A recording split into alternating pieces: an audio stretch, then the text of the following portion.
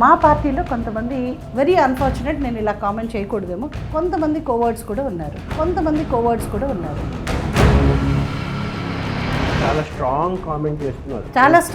అది breaking news గా వస్తుంది నిజంగా. కరెక్టే. బీజేపీలో కూడా కోవర్ట్లు ఉన్నారు కదా, కొంతమంది ఉన్నారన్నది అందరికీ తెలిసిన విషయం అండి. కొంతమంది కూడా కొంచెం లుకలుకలు ఉన్నాయి, అనైక్యత ఉంది అంటేనండి.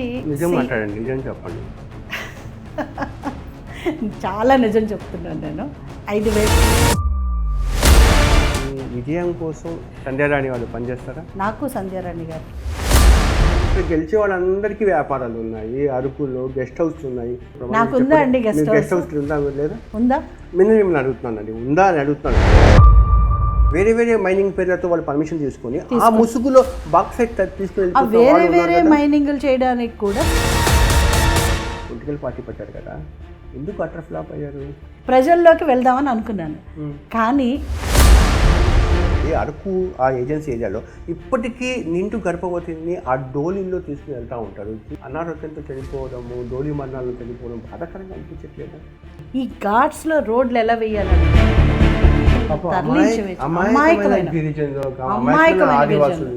తరలించి తరులుతున్నారు. ఇందులో చాలా మంది పేర్లు, చాలా మంది అంటే మీ అభ్యర్థితో ఖరారు చేసేటప్పుడు అక్కడ ఉండే బీజేపీ లోకల్ లీడర్స్ యొక్క అభిప్రాయాన్ని పరిగణన తీసుకోలేదంటారా? అభిప్రాయ సేకరణ తీసుకుని టికెట్లు ఇచ్చేటట్టయితే మనం ఐస్ క్రీమ్ కాదు అందరికీ నచ్చం. కొత్తపల్లి గీత బీజేపీ అరకు ఎంపీ అభ్యర్థి. 2014లో అరకు ఎంపీ కూడా. ఆమె పనితీరు పట్ల ఎన్ని ప్రశంసలు ఉన్నాయో అన్నే వివాదాలు కూడా ఉన్నాయి. ఈరోజు మా హాట్ సీట్ పై కొత్తపల్లి గీత. నమస్తే మేడం. నమస్తే జాఫర్ గారు. మేడం, రెడ్ శారీ ఏంటి మేడం, కాషాయ రంగు కర్రీ వేసుకోవాల్సింది? అంటే నేను నార్మల్లీ రోజులు బట్టి ఫాలో అవుతూ ఉంటాను. అంటే సోమవారం ఒక కలరు, మంగళవారం కాషాయం, బుధవారం గ్రీన్, సో థర్స్డే మళ్ళీ గురువారం కాబట్టి yellow mustard, Friday Saturday green గా ఉంటుంది మేడం. గ్రీన్ బుధవారం కదా, ఉంటుందా? గ్రీన్ ఉంటుంది. అంటే మాకు అక్కర్లేని గ్రీన్ ఉండదులేండి, గ్రీన్ లో వేరే షేడ్స్ ఉంటాయి. చాలా తెలివిగా చెప్పారు మేడం. మేడం ఇంకోటి, నా ప్రశ్నలు స్ట్రైట్ గా ఉంటాయి. ఇది రెండో ఇంటర్వ్యూ మీకు చేసేది. అంటే మీ అభ్యర్థితో ఖరారు చేసేటప్పుడు అక్కడ ఉండే బీజేపీ లోకల్ లీడర్స్ యొక్క అభిప్రాయాన్ని పరిగణన తీసుకోలేదంటారా? అభ్యర్థిత్వం ఖరారు చేసేటప్పుడు కేంద్ర పార్టీ ఏది పట్టించుకుంటుందంటే కేవలం రికార్డు ప్రకారమే వెళ్తుంది, లీగాలిటీ ప్రకారమే వెళ్తుంది. ఆరోపణలతో వెళ్ళే పార్టీ కాదు మాది. ఎందుకంటే ఖచ్చితంగా చెక్ చేస్తారు, లీగల్గా మనం స్ట్రాంగ్గా ఉంటేనే వెళ్తాం. కేంద్ర పార్టీ ఏంటంటే అభిప్రాయ సేకరణ తీసుకుని టికెట్లు ఇచ్చేటట్టయితే మనం ఐస్ క్రీమ్ కాదు అందరికీ నచ్చం. రాజకీయ శత్రువులు మీ ప్రత్యర్థి పార్టీలో కంటే కూడా మీ ఇంట్లోనే ఉంటాము, కొంచెం ఇబ్బందికరంగా ఉండదంటారా? అన్ని పార్టీల్లో అదే ప్రాబ్లం ఉందండి, మా పార్టీలో అదే ప్రాబ్లం ఉంది. ఎందుకంటే మాది క్రమశిక్షణ కలిగిన పార్టీ. ఈరోజు ఎవరైతే పార్టీ నిర్ణయానికి కట్టుబడకుండా విపరీతమైన కామెంట్స్ చేసుకుంటూ తిరుగుతున్నారో పర్సనల్ ఎజెండాతో, వాళ్ళని పార్టీ చాలా తీవ్రంగా పరిగణిస్తుందని నేను భావిస్తాను. ఆల్రెడీ మీ పార్టీకి సంబంధించిన కొంతమంది నాయకులు డైరెక్ట్ సాక్షిలో కూడా ఇంటర్వ్యూలు ఇచ్చి మీకు వ్యతిరేకంగా మాట్లాడినా కూడా వాళ్ళ మీద యాక్షన్ లేదు కదా కొత్తపల్లి గీత గారు? తీసుకుంటారండి, డెఫినెట్గా ఈసారి తీసుకుంటారు. అండ్ మా పార్టీలో కొంతమంది వెరీ అన్ఫార్చునేట్, నేను ఇలా కామెంట్ చేయకూడదేమో, కొంతమంది కోవర్డ్స్ కూడా ఉన్నారు. నా సర్టిఫికేట్ విషయంలో వెళ్ళి అక్కడ ఎవరైతే స్టేట్ గవర్నమెంట్లో, నేను పేర్లు తీసుకోవట్లేదు, వాళ్ళ దగ్గరికి వెళ్ళి ఈ అమ్మాయి ఒక్కదాన్ని తప్పిస్తే వైఎస్ఆర్సీపీ ఖచ్చితంగా పవర్లోకి వస్తుంది. ఎందుకంటే ఆర్థికంగా కానీ ప్రజల్లో కానీ చాలా బలంగా ఉంది. 5 సంవత్సరాలు పనిచేసింది, కొత్తగా తీసుకెళ్లవలసిన అవసరం లేదు. ఈ అమ్మాయి కానీ పోటీ చేస్తే మీకు ఇబ్బంది వస్తుంది. చాలా స్ట్రాంగ్ కామెంట్ చేస్తున్నారు. అది బ్రేకింగ్ న్యూస్ గా వస్తుంది నిజంగా. కరెక్టే. బీజేపీలో కూడా కోవర్ట్లు ఉన్నారు కొంతమంది ఉన్నారన్నది అందరికీ తెలిసిన విషయం అండి. ఏంటంటే ఇక్కడ కలెక్టెడ్ గా ఒక ప్రశ్న అడుగుతాను. పురంధేశ్వరి గారు మీకు సంబంధించిన ఒక ఆడియో లీక్ వచ్చింది కదా, ఆమె సంబంధం? పురంధేశ్వరి గారికి సంబంధం లేదండి, అందుకనే నేను చెప్తున్నాను. కొంతమంది ఇలాంటి సంబంధించింది డబ్బులు కావాలి అని చెప్పి ఒక వ్యక్తి మాట్లాడుతున్నట్టుగా audio clips first of all ఆవిడికి అలాంటి అవసరం కానీ అలాంటి డిస్కషన్స్ కానీ ఎప్పుడు ఇది చాలా డిసిప్లిన్ పార్టీ. అసలు డబ్బుల గురించి డిస్కషన్ కూడా జరగదు. ఇది వైఎస్ఆర్సీపీ కాదు డబ్బుల గురించి మాట్లాడే. జగన్ గారికి ఓన్లీ లాంగ్వేజ్ ఆఫ్ మనీ అర్థమవుతుంది, కానీ మా పార్టీలో అట్లా కాదండి. అలాగే మా పురంధరేశ్వరి గారు పార్టీ లైన్స్ ఎలా ఉంటే, సెంట్రల్ పార్టీ లైన్స్ ఏదైతే ఉందో పార్టీ ఇచ్చిన ఆదేశాల మేరకే పనిచేస్తారు తప్పితే ఆవిడికి పర్సనల్ ఎజెండా ఉండదు. అండ్ ఆవిడ గురించి ఆడియోస్ ఎలా లీక్ అయినాయి అంటారు. అదే చెప్తున్నాను కదా, ఎవరొకళ్ళు పని కట్టుకుని అసలు ఆడియో ఎవరు రికార్డ్ చేసుకుంటారు, ఇది బయట పెట్టాలన్న ఆలోచన ఉన్న వాళ్ళు రికార్డ్ చేసుకుంటారు. బీజేపీ నాయకులుగా ఉండొచ్చు కదా, ఉండొచ్చు. అందులో కొంతమంది, నేను అదే చెప్తున్నాను, ఈరోజు బీజేపీ పార్టీ సిద్ధాంతపరమైన పార్టీ, చాలా మంది కమిటెడ్ లీడర్స్ ఉన్న పార్టీ అండ్ కార్యకర్తల పార్టీ బేసికలీ. కానీ కొంతమంది వెస్టెడ్ ఇంట్రెస్ట్ తో పార్టీలో ఉన్న వాళ్ళు కూడా ఉన్నారు. కొంతమంది పని కట్టుకుని పార్టీలోకి వచ్చి ఇక్కడ ఏం జరుగుతుందో చూసి అక్కడ చెప్దామన్న ఆలోచనలో ఉన్న వాళ్ళు ఉన్నారు. అలాంటి వాళ్ళు అన్ని పార్టీల్లో ఉంటారు.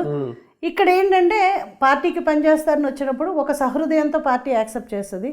యాక్సెప్ట్ చేసిన తర్వాత పార్టీని ఎలా బదనాం చేయాలో అని ఆలోచించే వాళ్ళు కొంతమంది ఉంటారు. సో ఇది మామూలుగా ఇప్పుడు ప్రపంచం తీరు కూడా this is new generation politics. పురంధేశ్వరుడు అంటే రాష్ట్ర అధ్యక్షుడు వాళ్ళకే ఇబ్బందిలోకి నెట్టే పరిస్థితి తీసుకొస్తున్నప్పుడు పార్టీ అధిష్టానం ఎందుకు లేట్ చేస్తూ ఉంది అనే యాక్షన్ ఎవరు చేశారనేది అర్థమైంది. ఇప్పుడు మీ విషయంలో కూడా ఎవరు లొల్లి చేస్తామని చెప్పి అర్థమైపోయింది. ఈ తాత్సారం ఎందుకు అని చెప్పి లేదండి, ఈసారి చాలా కఠినమైన నిర్ణయాలు తీసుకుంటారు. స్టేట్ ఎలక్షన్ ఇన్ఛార్జ్ కూడా నిన్న రావడం జరిగింది.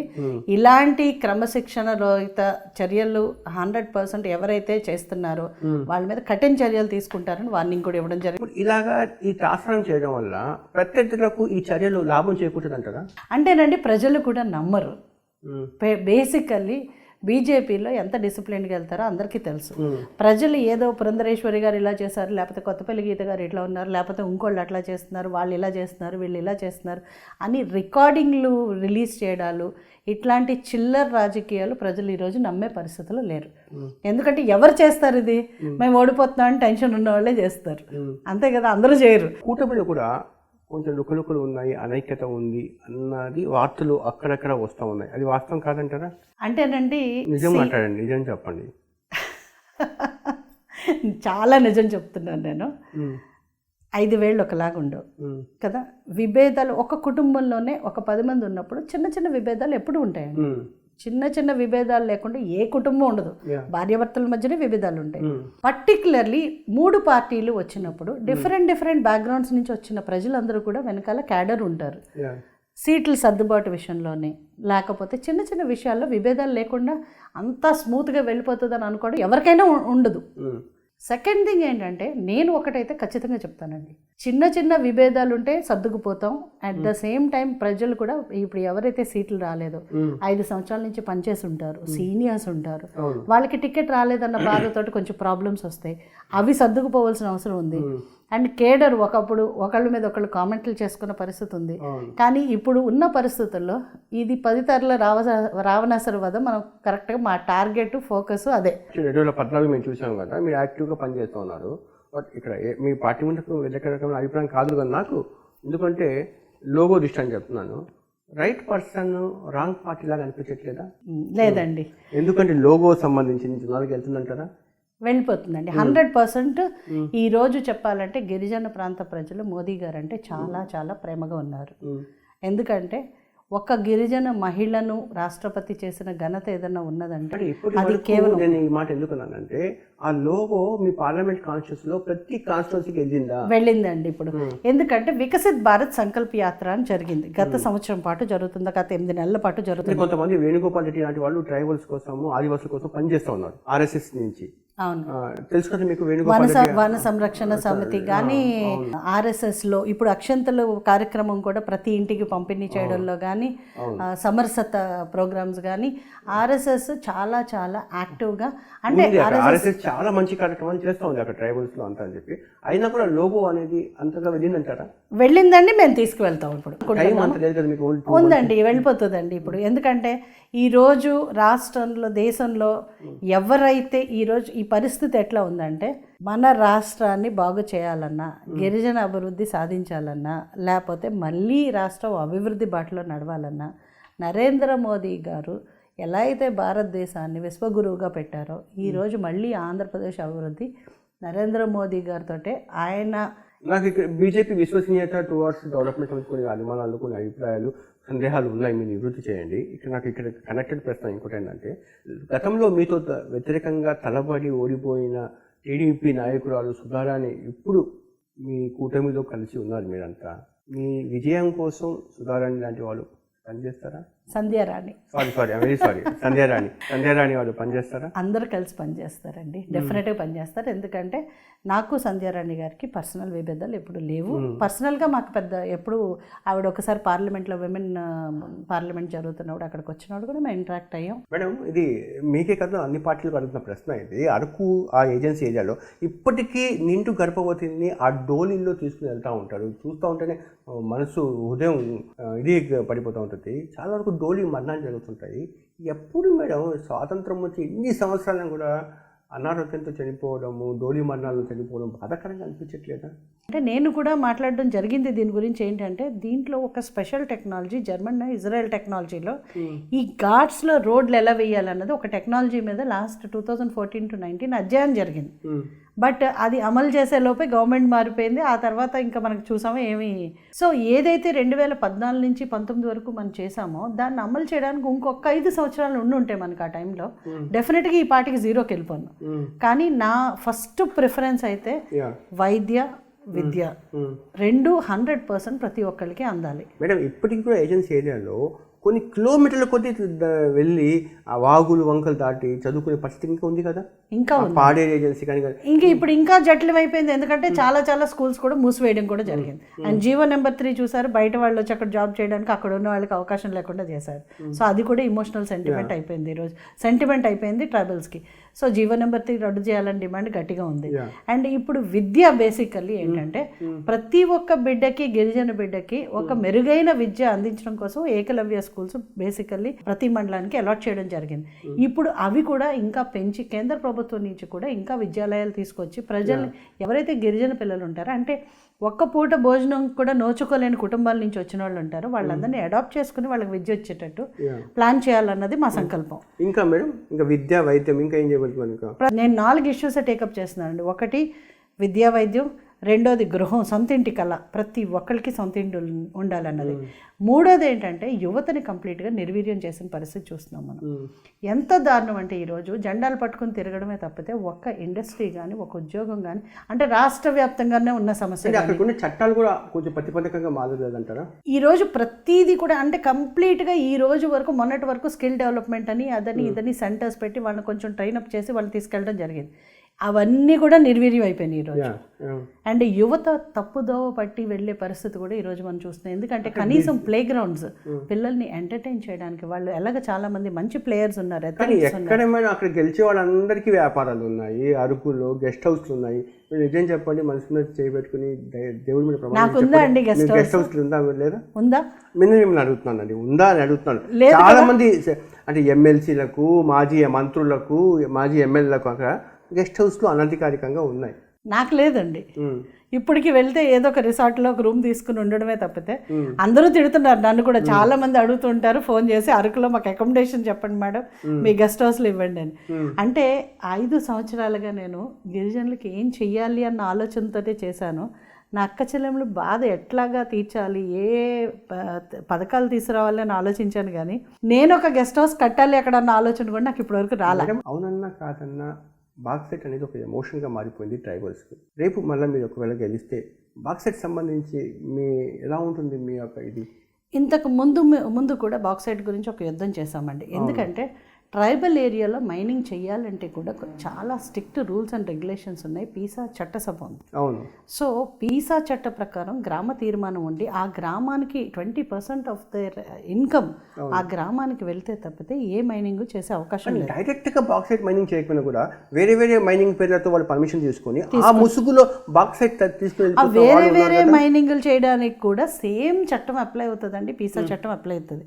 ఇప్పుడు ఏంటంటే అండి, చట్టాన్ని ఫాలో అయ్యే వాళ్ళకి రూల్స్ అండ్ రెగ్యులేషన్స్, అసలు చట్టమే పక్కన పెట్టి అసలు లైసెన్స్లే లేకుండా మైనింగ్ చేసేవాళ్ళు కోకొల్లు ఉన్నారు. పర్టికులర్లీ అన్ని పొలిటికల్ పార్టీస్ వాళ్ళు కలిసి కూడా చేసుకునేవాళ్ళు. రేపు మీరు రేపు గెలిస్తే ఇలాంటి వాళ్ళ మీద పట్టం పట్టాలి ఖచ్చితంగా అండి, ఖచ్చితంగా. అందరు ఇలాగే అంటారు కానీ గెలిచిన లేదు నేను వాళ్ళతో కొల్లుడు అయ్యి లక్షల కోట్లు కొట్టి సంపాదించేస్తున్నారు. మీకు గుర్తుందో లేదో 2014 నుంచి 19కి నేను బాక్సైట్ గురించి 4 సార్లు కేంద్రంలో ప్రస్తావించడం జరిగింది. అట్ ద సేమ్ టైం మినిస్టర్స్కి కూడా నేను కంప్లైంట్ చేయడం జరిగింది. ఒక ఇల్లీగల్ మైన్స్ ఒక 10-15 మైన్స్ మేము వెళ్ళి గొడవ చేసి మరీ ఆఫ్ చేయడం జరిగింది. కిషోర్ చంద్రతో కాంగ్రెస్ సెంట్రల్ మినిస్టర్ ఉన్నప్పుడు ఒక లెటర్ కూడా రాసావు. మైనింగ్ విషయంలో మేము 100% గిరిజన భూముల్ని దోచుకోవడం కానీ గిరిజన ఏరియాస్లో మైనింగ్ చేసి వాళ్ళకి ప్రాణాంతకరమైన ప్రాబ్లమ్స్ వస్తుంటే కూడా పట్టించుకొని ప్రభుత్వం మీద 100% యుద్ధం చేస్తామండి.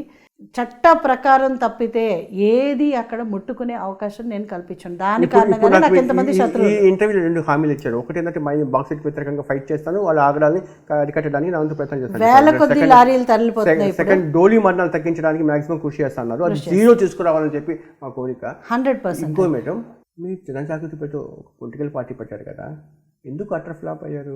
పార్టీ పెట్టినప్పుడు నేను ఎట్లా ఆలోచించానంటే ఒక మహిళగా చిత్తశుద్ధి. నేను రాజకీయాల్లోకి వచ్చింది కూడా ప్రజాసేవ చేయడానికి వచ్చాను. ఎందుకంటే నాకు ఆంధ్రప్రదేశ్లో బిజినెస్ లేవు, ఏ బిజినెస్ లేదు. మీకు ఛాలెంజ్ చేస్తుంది కావాలంటే. ఒక బిజినెస్ చేయడం కానీ ఒక ఆస్తులు కొనాలన్న ఆలోచన కానీ నాకు ఎప్పుడు లేదు. పొలిటికల్ పార్టీ అసలు మీ ఆలోచన అదే చెప్తున్నాను.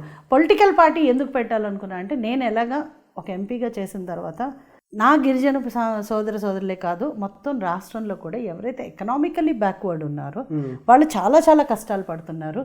అన్ని పొలిటికల్ పార్టీస్ ఇగ్నోర్ చేస్తుందేమో, మనం అంటూ ఒక రెవల్యూషన్ తీసుకొచ్చి. ఎందుకంటే చట్టసభల్లో కూడా విమెన్కి 33% వస్తుందని చెప్తాను. ప్రజల్లోకి వెళ్దామని అనుకున్నాను. కానీ రాజకీయాలు అంటే చాలా వరకు పొలిటికల్ పార్టీ పెట్టి నడపడం అది కంప్లీట్గా డబ్బుతో కూడుకున్నది అన్నది నాకు తెలిసి వచ్చింది. కొంతమంది నేను ఆ టైంలో అసలు యాక్చువల్లీ మరి చెప్పాలంటే మీకు పవన్ కళ్యాణ్ గారు పార్టీ పెట్టిన తర్వాత ఫస్ట్ టర్మ్లో అసలు పోటీయే చేయలేదు. ఏదో ధైర్యంగా మొండి ధైర్యంతో పార్టీ పెట్టేశాను, మొదలు పెట్టేద్దాం అనుకున్నాను. అంటే ఒక్కొక్కసారి మనం పాఠాలు ఎక్స్పీరియన్స్ తోటి నేర్చుకుంటాం. సో నేను ఏదో చేయాలని వచ్చాను. కాకపోతే నాకు వచ్చిన అర్థమైంది ఏంటంటే నేనేమి ఆ పరిస్థితి నేను ఏదైతే నా గోల్ ఉందో ఏమీ చేయలేనని అర్థమైంది. ఎందుకంటే ఇది ఓకే. ఇప్పుడు నరేంద్ర మోడీ గారికి అంత ఇష్టమైన పొలిటీషియన్స్గా మీరు మారారు. ఎక్కడ ఆయన దృష్టిలో పడారు మీరు? ఏ విధంగా ఆయన దృష్టిలో పడడానికి థ్యాంక్స్ టు వైఎస్ఆర్సీపీ అండి. ఎందుకంటే నన్ను మెంటల్లీ టార్చర్ పెట్టి నా అభిమానాన్ని దెబ్బతీసినప్పుడు మొట్టమొదటిసారి నేను ప్రధానమంత్రి గారిని కలవడం జరిగింది. నా పార్టీ నాకు ఇలా ద్రోహం చేస్తుందని చెప్పడం జరిగింది. ఆయన వెన్నంటూ ఉంటాను, నువ్వు పని చేయి, ఇది 5 సంవత్సరాలు నువ్వు ప్రజల కోసం పని చేయవలసిన టైము, ఈ టైంలో నువ్వు రాజకీయాలు చేయవలసిన అవసరం లేదు, నువ్వు ఏ పార్టీ జాయిన్ అవ్వక్కర్లేదు, నువ్వు మాత్రం కష్టపడి పనిచేయి, ఏ సపోర్ట్ కావాలన్నా కేంద్రం ఇస్తుందని చెప్పారు. అట్లాగే మన కాన్స్టిట్యున్సీకి ఆల్మోస్ట్ 5,000 కోట్లు ఇవ్వడం జరిగింది. అండ్ ఎన్హెచ్ తెచ్చుకున్నామంటే ఆ టైం నుంచి ఈ టైం వరకు నేను కష్టపడింది. ఎన్హెచ్ తెచ్చుకున్నాము, గ్లాస్ ట్రైన్ తెచ్చుకున్నాము, ప్రధానమంత్రి గ్రామీణ సడక్ యోజనలో కొన్ని వేల రోడ్లు తెచ్చుకున్నాము.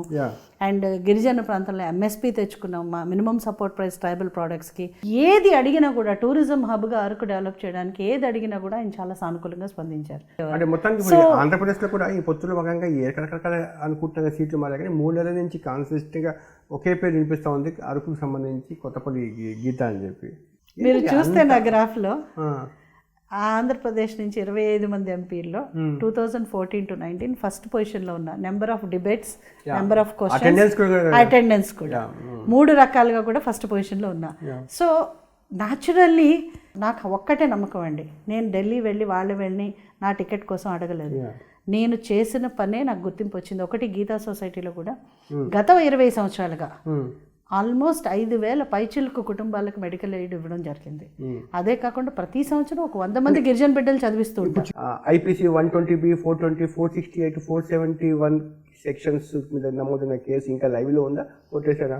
ఆల్మోస్ట్ అన్నీ క్లోజర్ స్టేజ్లో ఉన్నాయి. ఎందుకంటే అవన్నీ కూడా బేసికల్లీ బ్యాంక్ లోన్కి సంబంధించినవి. నాకు జీవితంలో ఉన్న ఒకే ఒక్క ఇష్యూ బ్యాంక్ లోన్ ఉండింది. వేరేజ్ రాజకీయంగా వచ్చాక జగన్మోహన్ రెడ్డి గారితో డిఫర్ అయిన తర్వాత నా మీద కేసు స్లామ్ చేయడం జరిగింది. కాకపోతే అవన్నీ కూడా ఇప్పుడు ఫైనలైజేషన్లో ఉన్నాయి. ఇప్పుడు సిబిఐ కేసు దీనికి రిలేటెడ్ కేసే కదా, అన్ని దానికి రిలేటెడ్. ఇప్పుడు నేను మీరు చెప్పిన అన్ని కేసులు కేవలం బ్యాంక్ లోన్కి రిలేట్ అయిన కేసులు. మొన్న ఫుల్ అండ్ ఫైనల్ సెటిల్మెంట్గా మేము 55 crores రిపేమెంట్ చేయడం జరిగింది. బ్యాంక్ ఎలాంటి ఇంట్రెస్ట్ లాస్ కూడా లేదని చెప్పి bank full satisfaction memo file చేశారు ఈ కేసెస్లో. 100% ధీమాతోటి నాకు 5 పైసలు లోను లేదు గవర్నమెంట్ నుంచి అని క్లియర్గా చెప్పగలను. నా స్ట్రైట్కి వచ్చింది మేడం. ఇప్పుడు రిజర్వ్డ్ కాన్స్టిట్యున్సీస్లో మిగతా క్యాస్ట్ వాళ్ళు కూడా పోటీ చేయవచ్చా మేడం? అదే క్యాస్ట్ వాళ్ళు పోటీ చేయాలా? మిగతా కాస్ట్ చేయడానికి లేదండి. ఓన్లీ షెడ్యూల్ తెగలకి సంబంధించిన ఏ అయితే డిఫరెంట్ కాస్ట్ ఉంటాయో వాళ్ళు పోటీ చేయొచ్చు. కానీ మీరు షెడ్యూల్ తెగలు కాదని చెప్పి ఒక రకం ప్రచారం చేస్తున్నారు కదా. అంటే ఆ ప్రచారం నా చిన్నప్పటి నుంచి చేస్తున్నారండి. ఎందుకంటే ఏమవుతుందంటే షెడ్యూల్ తెగ అన్నది ఎట్లా నిర్ణయించబడుతుంది, లేకపోతే మీ కమ్యూనిటీ ఎలా నిర్ణయించబడుతుంది. మీ ఊర్లో ఇప్పుడు నేను మీ కాస్ట్ ఏంటి అని అడిగితే బయట ఎక్కడో విజయవాడలో ఢిల్లీలో చెప్పారు కదా, లేకపోతే నేను కూడా చెప్పలేను ఆ మాట. ఊర్లో వాళ్ళు చెప్తారు పక్కన ఈ ఫలానా కులం అని చెప్పి చెప్తారు. అలాగే నా గ్రామ తీర్మానం జరిగింది. తీర్మానం ఎట్లా జరిగింది?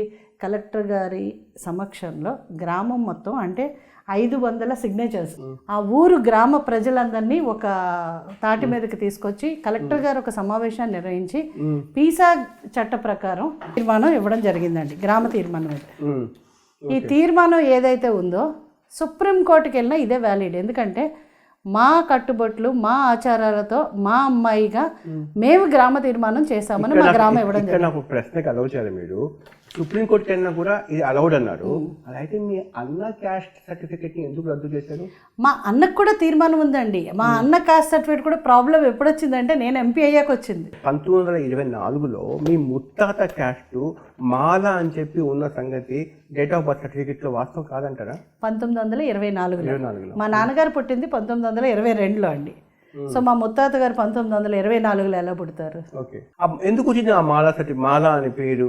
అంటే కొత్తపల్లి కమ్యూనిటీ వాళ్ళు కాపుల్లో ఉన్నారు, బ్రాహ్మిన్స్ లో ఉన్నారు, కమ్మవాళ్ళలో ఉన్నారు, ఎస్సీస్లో ఉన్నారు. కొత్తపల్లి జవహర్ ఎస్సీ. అట్లాగా ఆ పేరు గలవాళ్ళు ఏ కమ్యూనిటీలోనూ ఉండొచ్చు.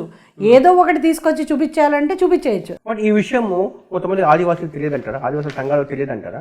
అంటే సంఘాలన్నిటికీ కూడానండి బేసికల్లీ ప్రాబ్లం ఏంటంటే వీళ్ళు ఎక్కడి నుంచి ఎక్కడికి ఇది చేస్తున్నారో నాకు అర్థం కావట్లేదు. ఎందుకంటే వాళ్ళు ఎక్కడో కూర్చుంటారు.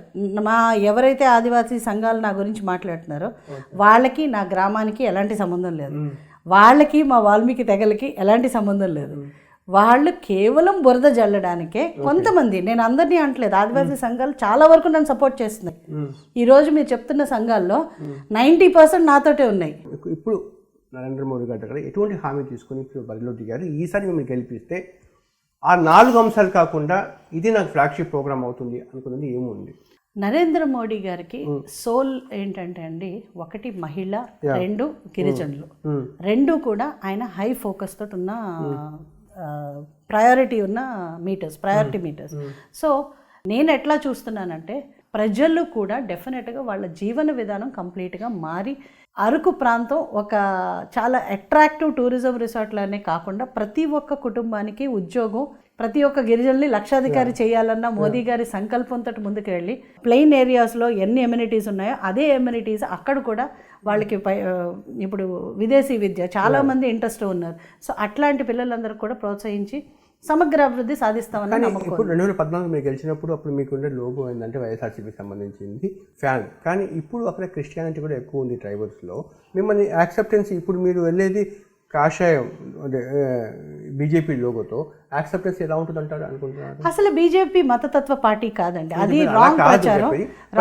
క్రిస్టియానిటీ వాళ్ళకి ఎలా ఇప్పుడు మా ఫాదర్ కాదు, అవతల వాళ్ళు మనకి ఎలా అర్థమైంది? మా ఫాదర్ క్రిస్టియానిటీలోనే ఉన్నారండి, మా ఫ్యామిలీ అంతా క్రిస్టియానిటీలోనే ఉంది. నేను హిందూని పెళ్లి చేసుకున్నాను. క్రిస్టియానిటీ కదా. I'm not propagating Christianity. Propagation చేస్తేనే మతం అవ్వదు కదా. క్రిస్టియానిటీ ఎప్పుడు కూడా అదొక విధానం అని నమ్ముతారు. మీరు ప్రాక్టీస్ అయితే హిందూయిజం కదా. 100% అండి, నేను హిందూగానే ప్రాక్టీస్. ఎందుకంటే ఒక ఇంటిలో ఉన్న తర్వాత మా హస్బెండ్ భయంకరమైన ఫానటిక్ హిందూ. ఇన్ఫ్యాక్ట్ చెప్పాలంటే చాలా స్టాంచ్ శివభక్తులు. సో మా ఇంట్లో ప్రతిరోజు అభిషేకం 2 గంటల అభిషేకం ఉంటుంది. సో మేము స్టాంచ్ హిందూయిజం ఫాలో అవుతున్నాం. కానీ రిలీజియన్ అన్నది గిరిజనులో ఎప్పుడు బ్యారియర్ కాదు. ఎందుకంటే చాలామంది ఈరోజు క్రిస్టియానిటీలో ఉన్నా కూడా కల్చరల్ అండ్ ట్రెడిషనల్గా ఫాలో అయ్యేది డెఫినెట్గా గిరిజన సాంప్రదాయాలని ఫాలో అవుతున్నారు. అండ్ రెండోది మతం అన్నది మత సామరస్యంతో ఉన్న ఏరియా గిరిజన ప్రాంతం. అట్లాగా మేము హిందూస్ మీరు క్రిస్టియన్స్ అన్న ఇది ఎప్పుడు లేదు అక్కడ. మైదాన ప్రాంతానికి సంబంధించిన ట్రైబల్స్ అక్కడ ఉండే ట్రైబల్స్ ఆ బ్యారికేడ్ ఉంది కదా అక్కడ. ఆ బ్యారికేడ్ అయితే డెఫినెట్గా ఉందండి. ఎందుకంటే రీజన్ ఏంటంటే మైదాన ప్రాంతం నుంచి వచ్చిన ట్రైబల్స్ ఎవరైతే ఉన్నారో పర్టికులర్లీ ఎరుకుల, యానాది, లంబాడి ఈ కమ్యూనిటీస్లో వాళ్ళు ఇప్పుడు ఫర్ ఎగ్జాంపుల్ నేనే గ్రూప్ 1 ఎగ్జామినేషన్ రాశాను, 11 మంది సెలెక్ట్ అయ్యాము. 11 మందిలో 8 మంది బయట ప్లెయిన్ ఏరియాస్లో వాళ్ళే ఉన్నారు, 4 మాత్రమే ఈ ఏరియాలో ఉన్నారు, 4 ఉన్నారు. సో ఏమవుతుందంటే ఏ కాంపిటీషన్కి వెళ్ళినా సరే ప్లెయిన్ ఏరియాలో వాళ్ళకున్న సౌకర్యాలు వేరు, ప్లెయిన్ ఏరియాలో వాళ్ళకున్న రీచ్ వేరు. వేరాజ్ హిల్ ట్రైబ్స్గా ఉన్న ఈ కమ్యూనిటీస్ రీచ్ వేరు, వాళ్ళకుండే యాక్సెస్ వేరు. సో ఏమవుతుందంటే ఏ కాంపిటీషన్లోకి వెళ్ళినా కూడా వాళ్ళ డామినెన్స్ ఎక్కువైపోతుంది, హిల్ ట్రైబ్స్ని కంప్లీట్గా వదిలివేయబడుతున్నారు. సో అందుకని ఎలాగా అన్నిట్లో వాళ్ళే ప్రాధాన్యత వస్తున్నారు, పొలిటికల్గా ఇక్కడికి వచ్చి ఎక్స్ప్లాయిట్ చేసే అవకాశం వాళ్ళు ఇవ్వరు. సో దాని విషయంలో కొత్తపల్లి గీత గారు ఒక విషయం మీ నోటీస్లో ఉందో నాకు తెలియదు, మా నోటీస్కి వచ్చింది. కొంతమంది దగులుబాజీ వ్యాపారస్తులు, బయట ప్రాంతాల నుంచి వచ్చిన వాళ్ళు అరకులో వ్యాపారం చేయడానికి అక్కడ స్థానికంగా ఉండే అమ్మాయిల్ని కొంతమందిని పెళ్లి చేసుకొని వాళ్ళని మోసం చేసి వాళ్ళ వ్యాపారాల్లో బాగా సంపాదించేసి వెళ్ళిపోతున్న సంఘటనలు కూడా జరుగుతున్నాయంట అక్కడ. మీ నోటీస్లో ఉందా? అవునండి, మీరు ఆ విషయం ఎత్తారు కాబట్టి నేను ఇప్పుడు చెప్తున్నాను. నేను ఎంపీగా ఉన్నప్పుడు కూడా ఈ విషయంలో ఫైట్ చేశాను. యాక్చువల్లీ TV9 తోటి మేము ఒక స్టింగ్ ఆపరేషన్ కూడా అప్పుడు ప్లాన్ చేసాం, కానీ కమిషనర్ గారు చాలా రిస్కీ అని చెప్పి నన్ను ఆప్ చేయడం జరిగింది అప్పుడు, పోలీస్ కమిషనర్ గారు. నేను ఇప్పుడు మళ్ళీ ఈరోజు మీ ముఖ్యంగా చెప్పదలుచుకున్నాను, ఏజెన్సీ ప్రాంతం నుంచి మీరు అన్నట్టు వ్యాపారాల కోసం వచ్చేవాళ్ళు కొంతమంది మోసం చేసి ల్యాండ్స్ రాయించుకునేవాళ్ళు, కొంతమంది ఇదే పళంగా విమెన్ ట్రాఫికింగ్లో ఇక్కడి నుంచి మహిళలను